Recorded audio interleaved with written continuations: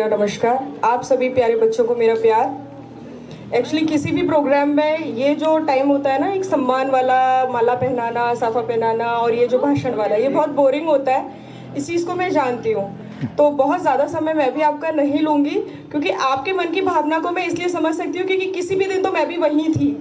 तो ये बहुत बड़ा बोरिंग टाइम होता है, लेकिन फिर भी आप लोगों ने अनाउंस किया, मान सम्मान है, बोलना ज़रूरी होता है।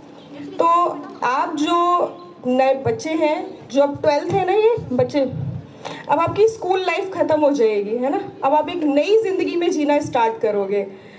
मेरे लिए पढ़ाई है ना, किसी टाइम में बड़ी बोझ हुआ करती थी। जब मैंने 10th किया तो सोचा था कि भाई अब 10th हो गई, अब फ्री हो गए। फिर 12th आ गया माथे पे, फिर सोचा 12th हो गई, अब फ्री हो गए। फिर कॉलेज आ गया माथे पर। तो पढ़ाई कभी खत्म नहीं होती है जब तक आप अपना एम ना निर्धारित कर लो।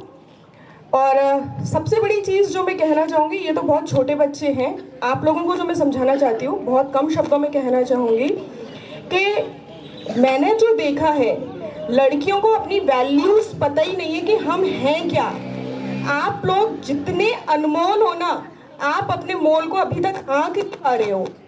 मुझे पता है जैसे मेरी वैल्यू क्या है, मेरा स्टेटस क्या है ना, मैं क्या डिजर्व करती हूँ। लेकिन आप बच्चियों को अभी तक पता ही नहीं है कि आप हो क्या। आप फ्यूचर का बहुत कुछ हो, अगर आपको अपनी वैल्यूज पता हो तो, है ना। तो मैंने यहाँ जो कल्चर देखा है, लड़कियों को पता ही नहीं है कि हम कितने वैल्यूएबल हैं, समाज में हमारी संख्या कितनी कम है। कहते हैं ना, जैसे जैसे मांग बढ़ती है तो और चीज कम होती है तो उसकी कीमत बढ़ जाती है। लाइक यू, तो आप लोग बहुत कीमती हो, आप लोगों को अपनी कीमत का पता ही नहीं है। आप वो अनमोल फूल हो जो हर कोई अफोर्ड नहीं कर सकता है, और अगर आप वो फूल बनना चाहते हो जो हर कोई अफोर्ड कर सकता है, तो डिपेंड्स टू यू। तो आप खुद ही डिसाइड करिएगा, क्योंकि बहुत बड़ा मंच है, कुछ चीज़ें खुलकर नहीं बोल सकते। आप बच्चियां हो तो समझदार हो, छोटी बच्चियां नहीं हो।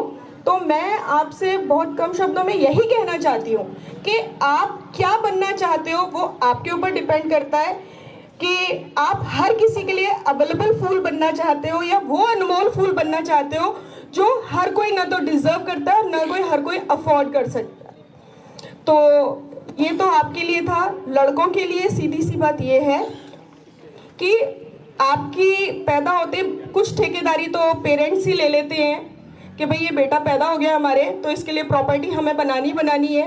अगर ये नौकरी लग गया तो ठीक है, सारे एफर्ट्स लगाएंगे आपकी नौकरी के लिए, कि आपको अच्छी कोचिंग भी कराएंगे, आपको अच्छे सोर्स भी अवेलेबल करवाएंगे, और आप नौकरी नहीं भी लगोगे तो आपके लिए एक दुकान खुलवाएंगे, अच्छी प्रॉपर्टी बनवाएंगे। तो वो ठेका खैर घर वालों ने ले रखा है, लेकिन आप सज्जन पुरुष बनेंगे या नहीं बनेंगे, वो प्रॉपर्टी आपके नाम होगी या नहीं होगी, आप घर में रहेंगे या हमारे पास रहेंगे, ये तो आप पर ही डिपेंड करता है ना। पढ़ना नहीं पढ़ना ये तो आपका खुद का स्वविवेक है। भाई मैं आपको कहूँ कि बच्चों आप पढ़ाई करिएगा, आप बड़े एम रखिएगा, तो मेरे कहने से आप लोगों के ऊपर कोई फर्क पड़ना नहीं है। दैट इज प्रैक्टिकल थिंग, है ना। क्योंकि अब आप छोटे बच्चे नहीं हो जिसको आप पेंसिल से लिखना सिखाते हो, बुक पढ़ना सिखाते हो, ड्राइंग करना सिखाते हो। आप समझदार बच्चे हो, पहले बोर्ड दे चुके हो, सेकंड बोर्ड आप दे रहे हो, आपने अपना सब्जेक्ट चूज किया है, तो आप अब अपनी लाइफ आगे चूज करने जा रहे हो।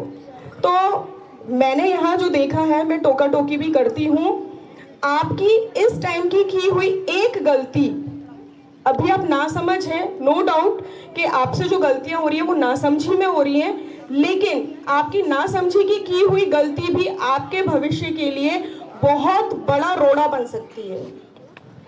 आप दोस्तों का चुनाव बहुत सोच समझ के करिए, क्योंकि आपके दोस्त की गलती भी आपके ऊपर भारी पड़ सकती है ना। आप अपनी संगत बहुत सोच समझ के करिए, आपकी संगत आपके लिए भारी पड़ सकती है, और गलत समय पर गलत जगह आपकी उपस्थिति वो भी आपके लिए गलत पड़ सकती है। क्योंकि कई बार हम 5 लड़कों को ले गए, उनमें 2 बड़े समझदार सज्जन लड़के होते हैं और 3 आवारा लड़के होते हैं, तो हम 2 को तो छोड़ नहीं सकते, वो 5 की ही बैंड बजनी है। तो सही जगह का चुनाव करो, सही समय पर जाया करो। 8 बजे 8:30 बजे बाद कहीं बाहर मत घूमा करो। आवारा लड़के घूमते हैं, तुम्हारा क्या मतलब, पढ़ने लिखने वाले बच्चे हो, कोचिंग कर रहे हो, लाइब्रेरी में जा रहे हो। तो अपने टाइम से जाओ, दोस्तों से मिलो, बातचीत करो, चाय वाय पियो और अब वापस अपने घर आ जाओ टाइम पर। ना आप हमें मिलोगे, ना हम फालतू के लफड़ों में पड़ोगे, है ना। अपने कैरियर पर ध्यान दो। और बच्चियों को मैंने बता ही दिया, क्योंकि अब आपकी भी वो उम्र नहीं बची है कि आप 8वीं या 9वीं के बच्चे हैं और आपको चीज़ें समझाई जाए, क्योंकि जिस रास्ते पर आप चल रहे हो, मेरे समझाने से उस रास्ते को आप छोड़ोगे नहीं। किसी ने अगर पढ़ाई का रास्ता पकड़ रखा है तो वो आवारागर्दी के रास्ते पे नहीं जाने वाले, और जिन्होंने आवारागर्दी का रास्ता पकड़ने वाला है तो मेरे 2 मिनट के भाषण से वो सुधरने नहीं वाले। बट सिर्फ इस लाइन से आप समझ सकते हो कि आपको क्या बनना है, ये आपके ऊपर ही डिपेंड करता है। क्योंकि जैसे ही पैदा होते हैं ना फीमेल्स, लड़कियां, तो झाड़ू पोछा तो हमें किसी को सिखाने की जरूरत नहीं पड़ती है। जैसे ही हम पैदा होते हैं ना तो घर में देखते हैं तो खुद ही सीख जाते हैं। तो वो हमें यहाँ भी करना है और वो हमें ससुराल में भी करना है। लेकिन पढ़ रहे हो तो एक अपॉर्चुनिटी है कि शायद फ्यूचर में ना करना पड़े, और बाकी रास्ता आपको ही चुनना है कि जो अब तक करते आए हो वही करना है या अपनी रास्ता चेंज करना है और एक नई राह चुननी है। झाड़ू पोछा करने वाला तो आप रख भी सकते हो, पर वो तभी रख पाओगे जब आप खुद कुछ करने लायक होगे, वरना पैदा ही किस लिए हुए हैं अपन। जब खा रहे हैं, कुछ काम भी नहीं कर रहे हैं, तो कोई बैठा के अपनी घर में आरती तो करने वाला है नहीं। ये ट्रू बातें हैं। और अगर आपको कोई सपने दिखाता है कि तू राजकुमारी है और मैं तेरे को तारे तोड़ के लाऊंगा, तुझे घर में रानी बना के रखूंगा, तो उन सपनों से आप बाहर आ जाना। जब तक आप खुद रानी नहीं बनोगे ना, तब तक आपको कोई रानी नहीं बनाएगा। आप खुद नौकर रखने की औकात रखो और खुद ही रानी बनो। किसी दूसरे के भरोसे मत रहो कि आपको कोई रानी बनाएगा या महारानी बनाएगा। आप खुद ही रानी बनो और खुद ही महारानी बनो, ठीक है। ये आप बच्चियों के लिए बात है।